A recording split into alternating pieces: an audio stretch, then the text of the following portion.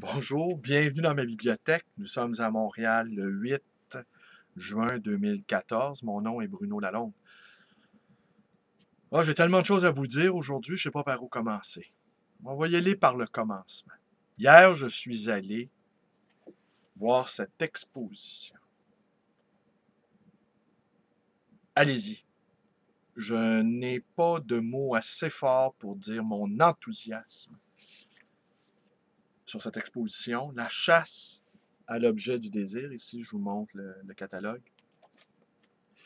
Et cette exposition-là, elle est de courte durée. Elle se tient sur la rue Saint-Laurent au 48-44 boulevard Saint-Laurent, à la galerie Espace.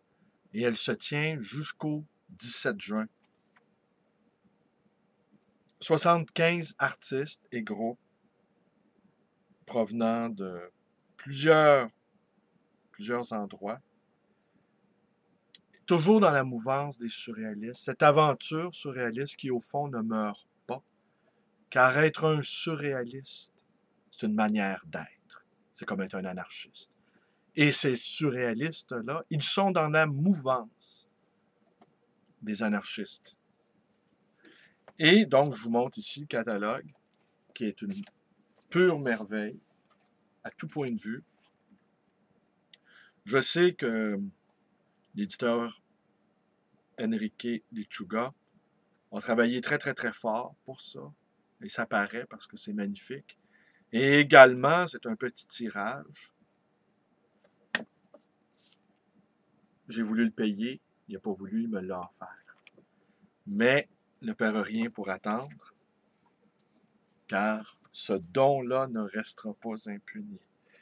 Alors, j'ai rencontré quelques-uns des poètes surréalistes. Certains viennent de Toulouse, certains viennent de Paris. Et ils sont à Montréal pour la totalité d'entre eux, c'est leur premier voyage qu'ils font à Montréal. Ils sont très enthousiastes. Ils nous trouvent très gentils. Et, je vais vous montrer quelque chose. Guy Girard, je vous montre un de ses livres à l'écran. Vous voyez? Peut-être que je vais vous en lire un passage, peut-être pas. Mais assurément, Guy Girard, nous l'avons invité chez moi. Il retourne à Paris vendredi. Et jeudi, nous l'avons invité chez moi, donc, à venir faire une petite entrevue dans ma bibliothèque. Allez voir, c'est un poète intéressant. Je me réjouis par avance d'agir à titre d'intercesseur auprès de vous pour vous le présenter, cet homme-là. Et toujours à la galerie Espace, dans les deux vitrines, on y trouve des livres exposés qui ne sont pas à vendre, dont celui-là. Et je lui ai dit à Guy, je l'ai, lui. Mais s'étonnait comment j'avais fait pour trouver ça. Je lui ai expliqué que j'étais quand même libraire. Et tous les livres liés au surréalisme, que ce soit de la première génération, c'est inabordable. Les prix sont prohibitifs. Je n'ai pas les moyens de m'acheter des premières éditions d'André Breton, par exemple. J'en ai quand même une ou deux, là, mais bon, pas sur grand papier, pas autographié. Et donc, chaque fois que je vois de ces surréalistes-là, de la génération vivante, eh bien, je m'en porte acquéreur. Et c'était assez curieux de le voir, de le rencontrer, ce Guy-là. Et quand je lui ai dévoilé, donc, j'avais ses livres dans ma bibliothèque. Parce que, je vais vous montrer quelque chose d'autre. Hein, regardez ça, c'est pas une belle grosse pile, ça? Alors, qu'est-ce que c'est? Eh bien, c'est des ouvrages publiés. Je vais vous en montrer quelques-uns. Puis, je vais vous parler de quelques-uns d'entre eux. Alors, ici, paru à Chicago, chez Black Swan Press, de Paul Garon, Rona Moselle. Bon, je vais vous dire un mot sur Paul Garon parce que dans cet extraordinaire catalogue, on y trouve un index d'auteurs qui nous introduit à leur travail. Alors, Garon. Pourtant. Ben écoutez, je vais vous lire. Bon, j'y trouve rien sur le Garon, mais étant donné qu'il a publié au Black Swan Press, je vais vous parler tout de suite de Black Swan Press. Connu durant sa formation, 1963-1966, comme A Lift Wing of the Beat Generation, le groupe surréaliste de Chicago se constitue finalement en 1966 avec le soutien d'André Breton et du groupe surréaliste de Paris. C'est ainsi que Paul Garon, et bien voilà, on y est, Franklin et Pénélope Rosemont fondent dans la ville de Chicago le premier groupe surréaliste aux États-Unis. Dès les années 70, les liens tant internationaux que locaux avec d'autres groupes surréalistes en formation font en sorte que le groupe de Chicago devient le groupe surréaliste aux États-Unis, le support magnétique des activités surréalistes dans ce pays.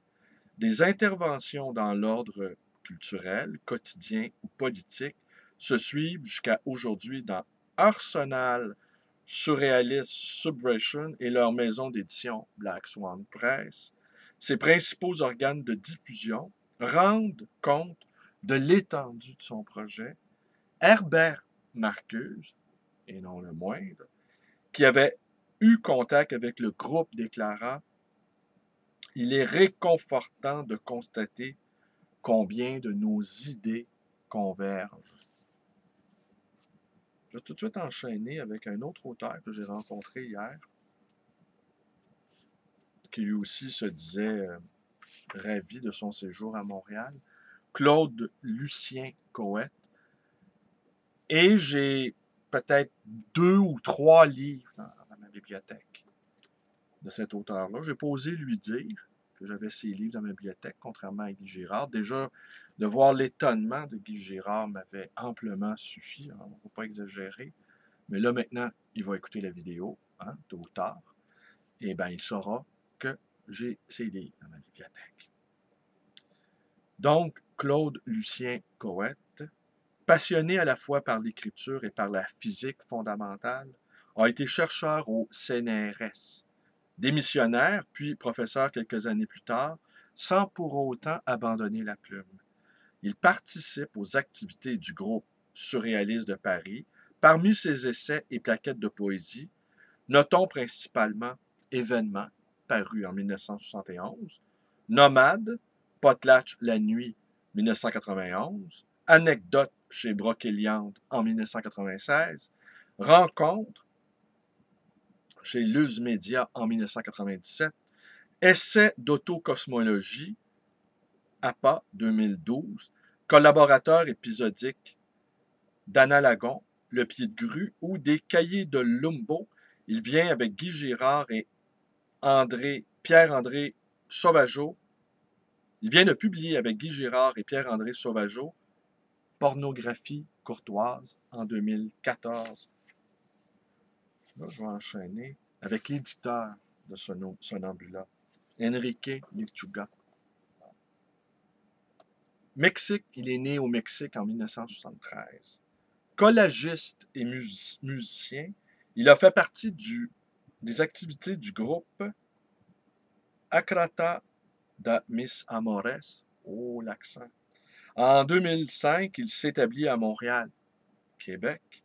4 ans plus tard, Lechuga fonde avec son ami le poète Fernando Palenzuela les éditions Sonambula, que vous voyez ici. Et vraiment pas cher, hein? Mais oubliez le livre, oubliez le catalogue. Ben, je vous recommande quand même de l'acheter, là. Mais allez la voir, cette exposition-là. Tout m'a plu. Toutes les œuvres que j'y ai vues exposées me parlaient. Je pense qu'il n'y en a pas une qui ne m'a pas plu, qui ne m'a pas touché. Et j'aime donc cet esprit-là surréaliste. J'y ai vu mon ami Alexis Lapointe, le poète. J'y ai vu également mon vieil ami, l'ami Rabi, avec qui nous avons fondé la compagnie Numéro, et Georges, il va avoir 80 dans exactement 2 semaines. Il est le 24 juin. Un peu plus de 2 semaines, il est le 24 juin donc. Et qui aura 80. Il était enchanté également. Et il a raconté à nos nouveaux amis français que maintenant, on avait aperçu des opossums en banlieue de Montréal. Vous savez, ces opossums, ces petits animaux qui vivent en Amérique du Sud, eh bien, conséquence des changements climatiques, des espèces animales et des insectes remontent vers le nord. C'est ainsi que on a vu des abeilles dans la toundra québécoise, et il n'y a pas de mot en cri pour désigner abeille. Alors, linguiste, lexicologue crie à vos marques, trouvez-nous un beau mot indien pour dire abeille. Alors oui, Paul Garon, je vous l'ai montré. Ben, tenez, je vais vous montrer un livre de Franklin Rosemont, paru chez Black Swan Press, avec derrière une citation de Lautréamont. Et ça a paru toujours à Chicago, Surrealist Edition. La première édition en 1968. Est-ce que c'est une première édition? Attendez, je vais vous dire ça.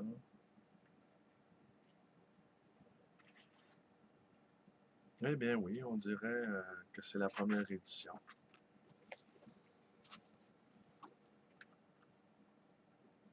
Toujours. Oui, on remonte un autre. Et puis un autre, Pénélope Rosemont, la compagne de Franklin. Toujours Franklin.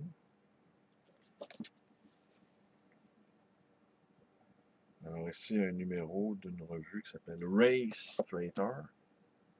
Alors, qui est toujours The Journal of the New Abolitionism.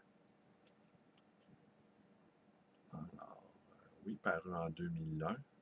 Toujours dans la mouvance des surréalistes américains. Bernard Schmitt, La grée des rues. Alors, Bernard Schmitt, est-ce que je vous lis ce qu'on dit sur Bernard Schmitt? Oui, tenez, je vais vous lire ça. Une petite initiation rapide à ces merveilleux auteurs que sont nos amis les surréalistes contemporains. Alors, Bernard Schmitt, poète, essayiste et cinéaste. Attendez, c'est en train de tomber. Poète, essayiste et cinéaste, a participé aux activités du groupe de Paris, du mouvement surréaliste, puis à celles du groupe tchèque et slovaque. Il réside actuellement à Prague, où il collabore étroitement avec les surréalistes autour de la revue Analagon. Parmi ses publications, on trouve Le gré des rues, édition surréaliste 1995, J'ai du bon tabac, en collaboration avec Alexandre Pierrepont aux éditions surréalistes 1992, Dynamica Croucou, Fragmenti Incarnas, l'accent, ça craint, là. Analagon 2006, et plus récemment, il a coédité la vaste monographie de Jan Svanmajet, Dimension of Dialogue Between Film and Fine Art, aux éditions Arbor Vitae 2013.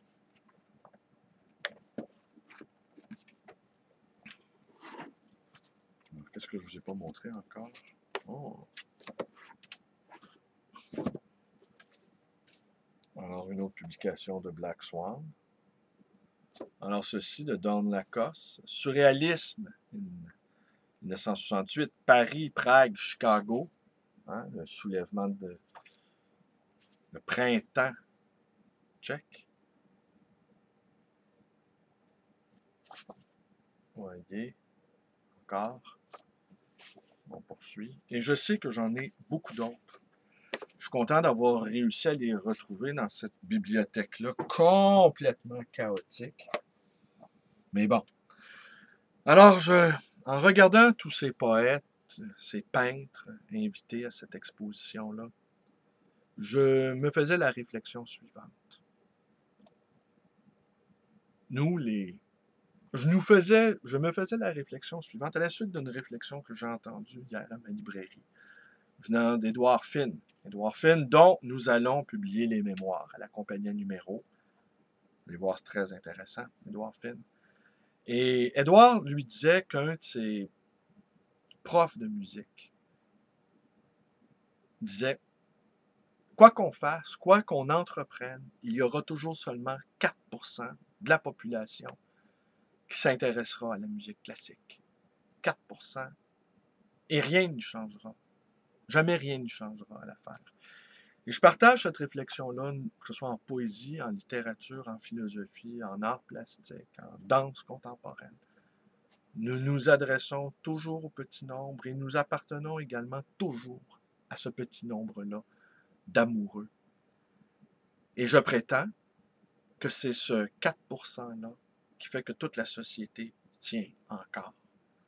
Que des poètes écrivent, que des musiciens composent leur musique, que des peintres organisent des performances, ou font des œuvres, ou organisent des expositions.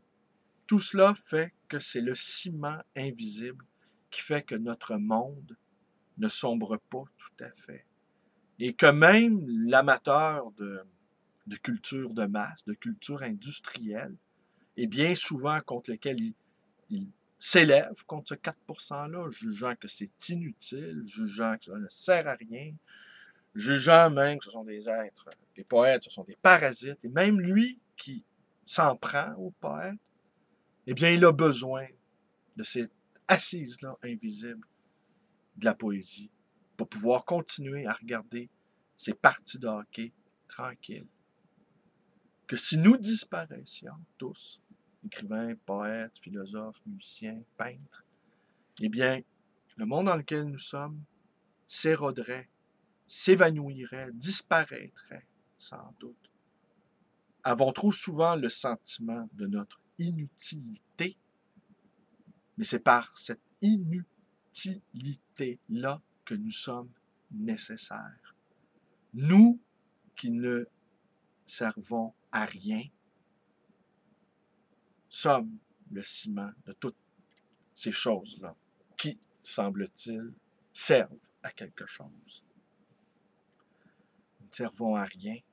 Telle est notre utilité. Nous appartenons au monde de la gratuité, au monde du pur don, au monde de la générosité, au monde de l'espérance, au monde de la combativité également. Car nous ne sommes pas des oies blanches, nous ne sommes pas des petits cœurs. Nous sommes également des guerriers de l'ombre, dissimulés. On ne nous voit pas, mais de temps en temps, on se réunit comme hier et nous nous reconnaissons mutuellement.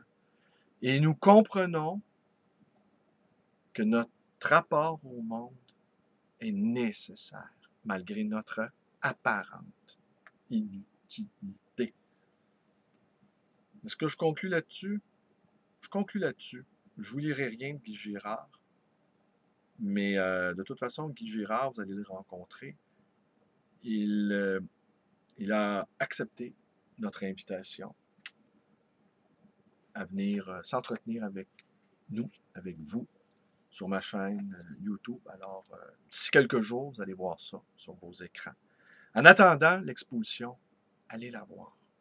Écoutez, allez la voir. C'est rempli de merveilles. J'étais ravi de voir ça. J'étais ravi de rencontrer également les poètes, les peintres qui sont à Montréal là, pour quelques jours encore parmi nous. Déjà, on sent que la lumière de Montréal a changé. Allez, portez-vous bien, bonne journée. Prince et la suite, page Facebook, chaîne, librairie d'occasion et l'ancien libre voyageur 514-736-0999. Vous connaissez tout ça.